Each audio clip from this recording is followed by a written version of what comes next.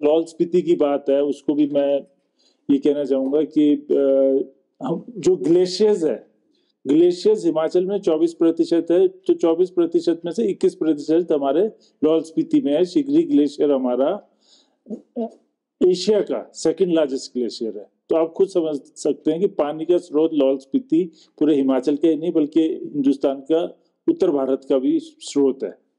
और अभी सर्दियां आ गई हैं, 3 बार तो बर्फबारी भी हो चुकी है वहां पर। और जितने भी हमारे प्रशासन के, जितने भी हमारे HODs है, सारे मुस्तैदी से इसका इंतजाम कर रहे हैं, जुटे हुए हैं। लकड़ियों का भी, ईंधन का भी उन्होंने पूरा इंतजाम करा है। तो मैं दो चीजें कहना चाहूंगा कि इस साल हमारे प्राकृतिक आपदा पूरे प्रदेश में रही है, तो लाहौल स्पीति भी अनछूता नहीं रहा, वहाँ भी काफी नुकसान हुआ। और हमारे बहुत सारे पानी के जो हमारी कुलें थी और पाइपें थी और लाइंस थी, जैसे सिंचाई योजनाएं हैं और हमारा ये पेयजल योजनाएं हैं, ये काफी ध्वस्त हुआ। लिफ्ट इरिगेशन स्कीम्स, तो इसके लिए भी हमको डिजास्टर से 15 करोड़ से ऊपर पैसा बांट भी चुके हैं हम। और अभी भी हमारे DC राणा, ये डायरेक्टर हैं हमारे डिजास्टर के, ये भी आए हुए थे, पीछे जगत नेगी जी भी आए थे। तो एक तो इसका भी काम चला हुआ है, और पर्यटन को भी इससे प्रभावित ना हो इसके लिए हमने रास्ते भी सारे ठीक कर दिए हैं। खासतौर से PWD के BRO का तो हमारा 1400 करोड़ का अभी टेंडर्स हुए हैं पीछे। और SKG सुमदो काजा ग्रमपुर रोड, इसको दोबारा से निर्माण हो रहा है, इसका वाइडनिंग भी हो रहा है। और इसी तरह से SKTT रोड, ये भी हमारा तांदी से लेके संसारी नाला से होते हुए जा रहा है पांगी की तरफ। तो इसमें भी 1800 करोड़ की लागत से BRO खर्च करेगा। तो इसके भी कागजात वगैरह शुरू हो गए हैं। तो पर्यटन को निश्चित रूप से इससे बहुत ज्यादा फायदा पहुंचेगा, जो सड़कें ठीक हो जाएगी, इंफ्रास्ट्रक्चर बन जाएगा इससे। और हमारा गर्मियों में जो टूरिज्म रहता है वो ज्यादातर जैसे रिवर राफ्टिंग का, पैराग्लाइडिंग का है, या ट्रैकिंग का है, या हाई एल्टीट्यूड ट्रैकिंग का है, या माउंटेन क्लाइंबिंग का है।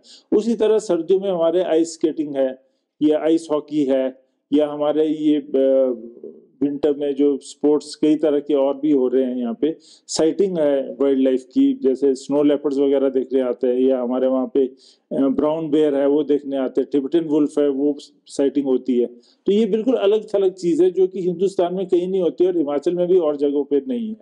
तो इसके लिए निश्चित रूप से हम लोग कदम भी उठा रहे हैं, और प्रशासन ने एक DC ऐप करके हमने ये शुरू करा है, उसपे हम सारा ये इंफॉर्मेशन देते हैं। और जगह जगह पे हमने टूरिज्म को विकसित करने के लिए जैसे बायोडाइवर्सिटी के 3-4 केंद्र बनाए हैं। अभी हाल ही में हमने एक नैनगार की तरफ, एक हमारा यहाँ पे उदयपुर की ओर एक ये है व्यू पॉइंट उदयपुर बोलकर है, और एक हमारा नेचर पार्क इधर बना है लौनी में, तिंदी की तरफ है।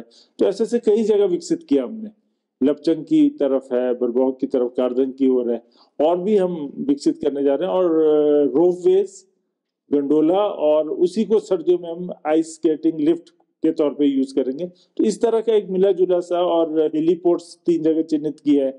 माननीय मुख्यमंत्री जी से भी बात हुई है, और ट्राइबल एडवाइजरी काउंसिल की मीटिंग में भी ये निर्णय हुआ है कि टूरिज्म को खास प्राथमिकता पे देखेंगे लाहौल स्पीति में। साहसिक पर्यटन और दूसरा धार्मिक पर्यटन का एक वो बनाएंगे, सर्किट बनाया जाएगा वहां पे।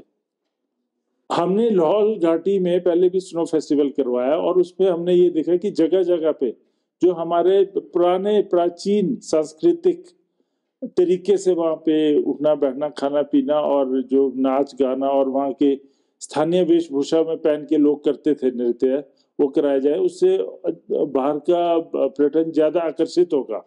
दिल्ली से, बॉम्बे से और नीचे समतल जगहों से जब लोग आते हैं, यहाँ के अलग थलग जो संस्कृति देखते हैं, तो बहुत ज्यादा प्रभावित होते हैं।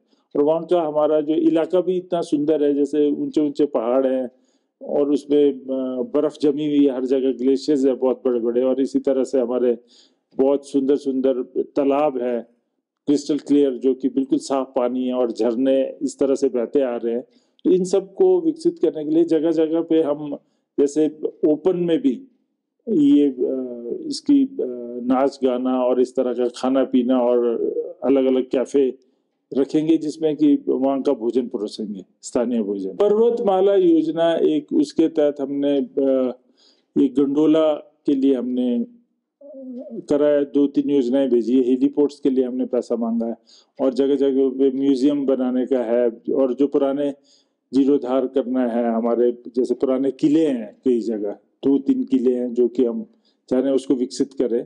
तो इस तरह से हमारे जैसे कुछ एक मंदिर है, बौद्ध मठ है, उसको दोबारा से हम करना चाहते हैं। ये तो मेरे ख्याल 200 से 250 करोड़ के बीच में भेजा है, और ये पर्यटन विभाग की ओर से भेजा हमने, आर्ट एंड कल्चर की ओर से। हमसे जुड़े रहने के लिए हमारे YouTube चैनल को सब्सक्राइब करें और नई वीडियो की नोटिफिकेशन के लिए बेल आइकॉन को दबाएं। अगर आप ये वीडियो Facebook पर देख रहे हैं तो लाइक जरूर करें और ज्यादा से ज्यादा शेयर करें। इसी तरह के और भी अपडेट्स के लिए फॉलो करें हमारा Instagram पेज himachal.kesari।